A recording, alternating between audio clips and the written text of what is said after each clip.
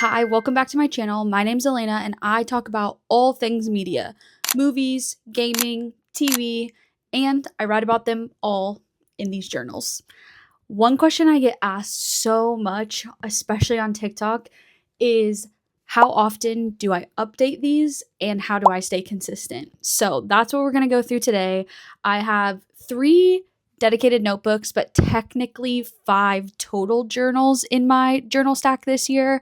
And I will go through each one of them, how often I update them, and my recommendation for staying consistent in every single type. First journal I'm going to talk about is probably my least assuming journal. This is my Hobonichi 5-year Techo. This book is a line per day, every day for the next 5 years. I started mine in 2025 and it will go until 2029. So, yes, I try to update this literally every single day. And the only thing I put in it is just one line about my day, whatever is on my mind. There's no rhyme or reason. I don't keep specific things in here like only what food I ate or only what music I'm listening to. I don't do that. It's just whatever is on my mind. So, like you can see, last year I wrote one sentence and it's about me wanting to be more in line with my fitness goals. That was just what was on my mind that day. So, this is a very simple and I think very easy entry level point into journaling. If you just want to get into journaling, number one, this is a really great size. It's an A6. It comes in another size, I think an A5. This is a manageable size. Throw it in with your travel bag, bring it with you in your purse, whatever, and it's just one line per day. You don't have to have this big, long, massive story to write about. It's very simple. Recommend this if you are just getting into journaling or if you want to add something simple to your stack. After that, I will go into my Hobonichi cousin. This is my pride and joy, my love. I have been in a Hobonichi cousin for 5 years now, and there are a lot of various different ways that I utilize this journal/planner. I will try to insert some photos of the various sections in this planner. Essentially, the Hobonichi cousin has a monthly view, a weekly view, and daily pages. So there are some other various spreads in here that people use for different things, but those are the three main sections that I use in this planner. So, how do I stay consistent? This is where I tell people I do not. I do not stay consistent in my journaling, and I want to shake this idea that you must be journaling every day.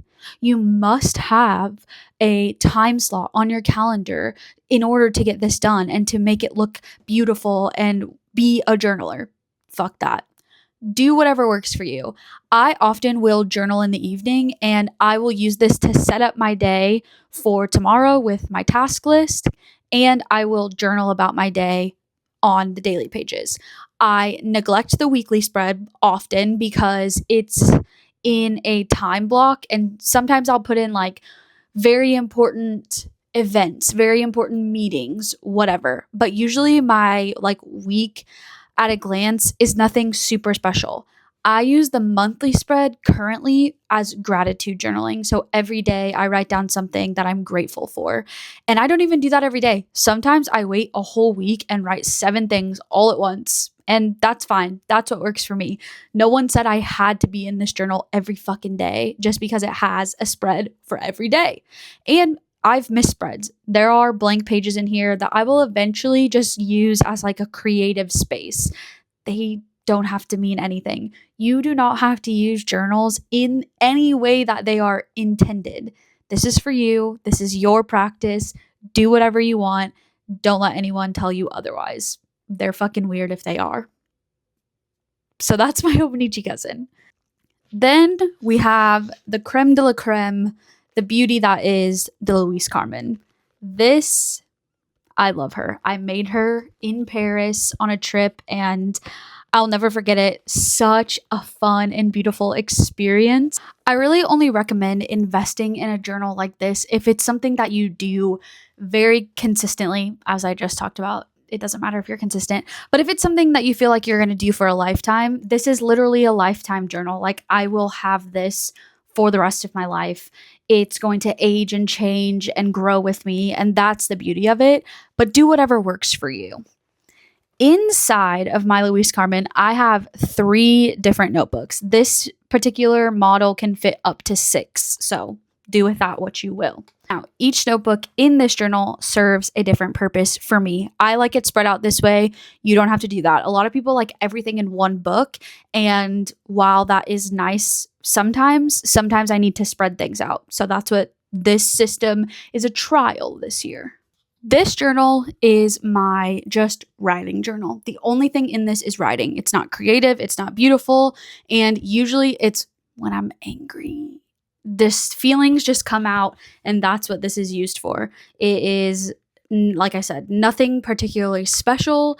That is just what I use it for. Sometimes I have just like manifestations in here. Literally any time that I have some like longer form writing to do, this bad boy. This journal is my Commonplace Journal. This is a very popular type of journaling these days. I recommend this if you just have a lot of ideas, a lot of things you want to jot down. Commonplace can be really great for that. It's all in one location, and I do really like that. So for me, I have some notes about the Camino de Santiago because I really want to walk that next year. I have how to learn languages better and be more fluent. I have some creative writing in here, but anything and everything can go in here. Let it be your just place to learn and store information. This is my media journal. This is where I journal about all the things that I talk about here. So any books, movies, games, TV shows, music, anything I'm super loving this year or want to track and log is in this journal. I have a reading log. I have a movie log. I have a section for my favorite book of the year, my favorite film of the year. And then I'll just do general spreads of things that I really love. So I have The Last of Us spread in here. I just added a spread for Obsession because it was incredible. So this is where I get to be a little bit more creative. And again, this journal I'm not very consistent in this journal other than usually at like the end of the month, or if I'm really feeling it right after I've finished like a really good book or a really good movie, I will update this journal. But really, I update this like at the end of the month, just kind of what I watched, what I was reading, whatever. And if I really feel like I want to do a fun special spread, then I will do that typically right away so the thought is fresh in my mind. I had a media journal in the past that has some like Walking Dead spreads. I have Severance spreads that I really love. Those are when I get to just like be super creative, and I love that process. So yeah, that is a look at all of my journals, what they're used for, how I am very much not consistent in them, and I think that's totally fine. I think my biggest takeaway from these types of videos for people is do whatever you want in journaling. This is a fun practice. We're only on this earth one time. Don't give yourself these fucking stupid ass arbitrary rules that everyone on the internet is telling you to make you fit inside some sort of box. I do whatever I want in these. It's my journals. I'll do whatever I want and just have fun with it. You don't have to have 6 journals. You can have 1. You can have 2. Just do whatever you want. If you like this content, please like and subscribe. I really appreciate you being here, and thank you so much for watching these. Let me know if there's anything you want to know more about in any of my spreads. Definitely happy to show you.